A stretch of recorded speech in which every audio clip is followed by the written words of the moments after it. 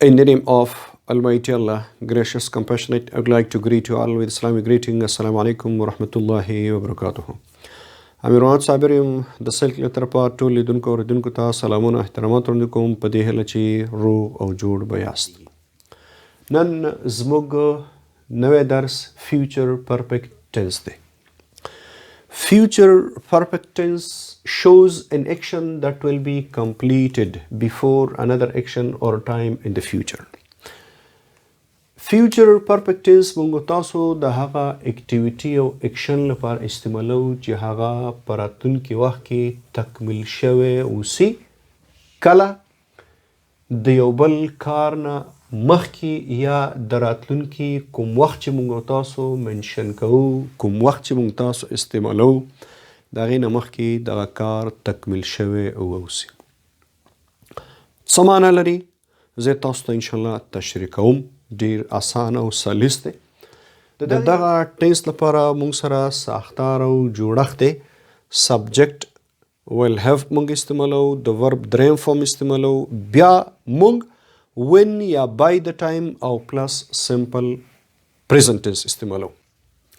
د دغه کوم سمپل پریزنت ټینس چې موږ تاسو استعمالو یا د کوم وخت موږ استعمالو د دې نه دغه کار مخکې تکمیل شوی وي. که دغه ډایګرام ته تاسو راشي او د ډایګرام ته وګورئ، دې کې موږ سره پاست تیره زمانه، پریزنت اوسنۍ زمانه او فیوچر راتلونکې زمانه. دغه کار په راتلونکې زمانه کې کیږي.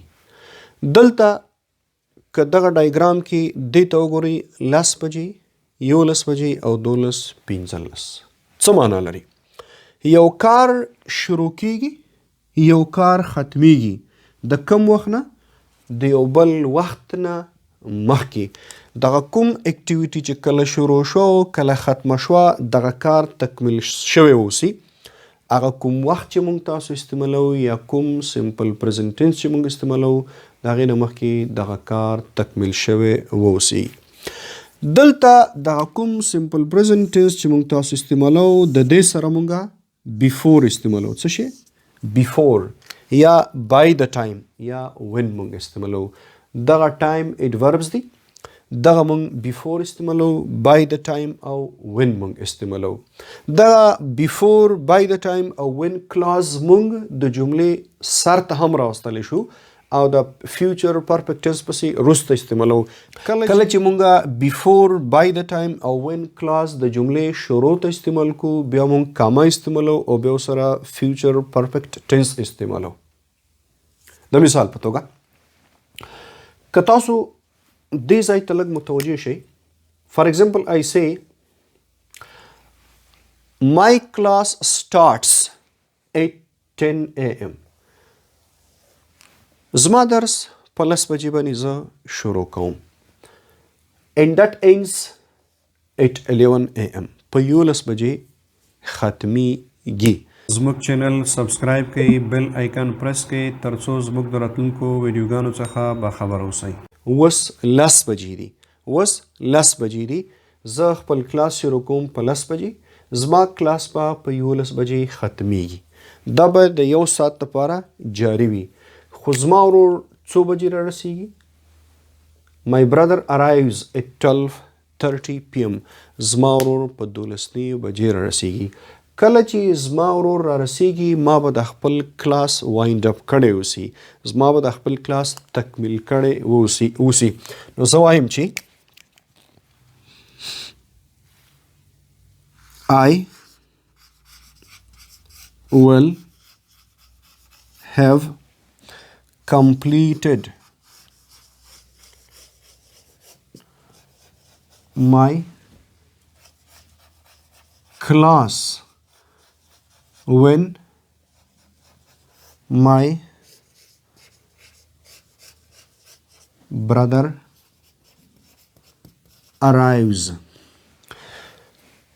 I will have completed my class. کله when my brother arrives. کله چې زما ورور را رسیږي ما به خپل کار یا خپل کلاس تکمیل کړی ووسي، ما به خپل کلاس تکمیل کړی وي.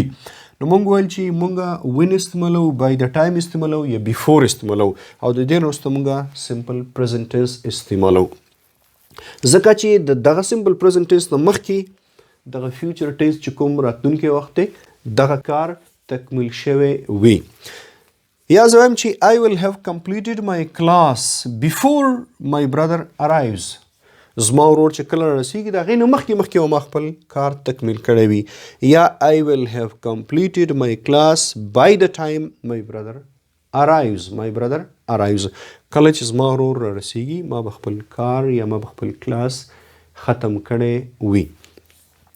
Let me make another example. Salman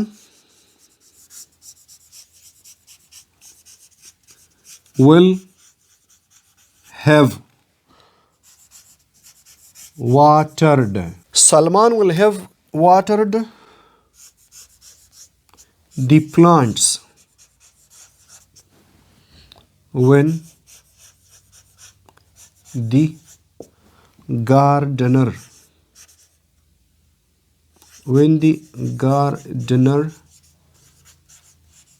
arrives or reaches. کله چې باغوان را رسیږي سلمان به بوټي اوبه کړي وي دغه will have دام په راتلونکي وخت کې دی او د simple present tense دام په راتلونکي وخت کې دی خو دغه سړی به را رسیږي یا مازدیګر یا سبا یا بل ورځ تر څو پورې چې دا را رسیږي سلمان به خپل کار کړی وي چې کار کول یې چیرې واټر plants بوټي اوبه کول وي بوټي اوبه کول دي. Let me make another example.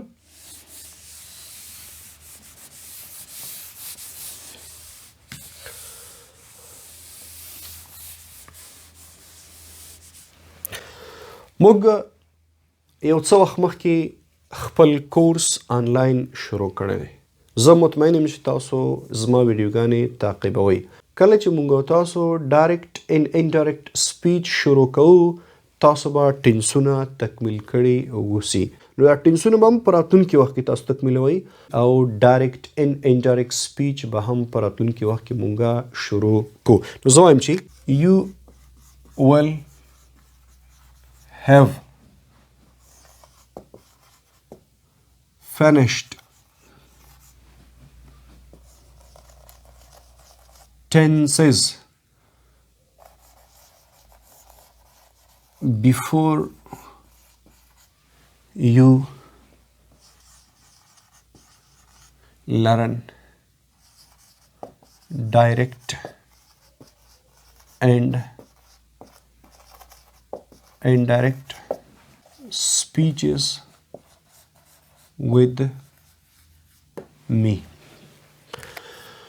You will have finished tenses before you learn direct and indirect speeches with me. تاسو به ټینسونه تکمیل کړي اوسي کله چې تاسو دغه ډایرکټ ان انډایرکټ سپیچز زما سره زده کوئ نو دا کار به تاسو په راتلونکي کې تکمیل کړی وي. د نن لپاره دا بس دی. د یو ښه ادباد او پرمختللي افغانستان په هیله تر بیا ښه وخت ښې چارې ولرئ. الله مو مل شه. د الله په امان.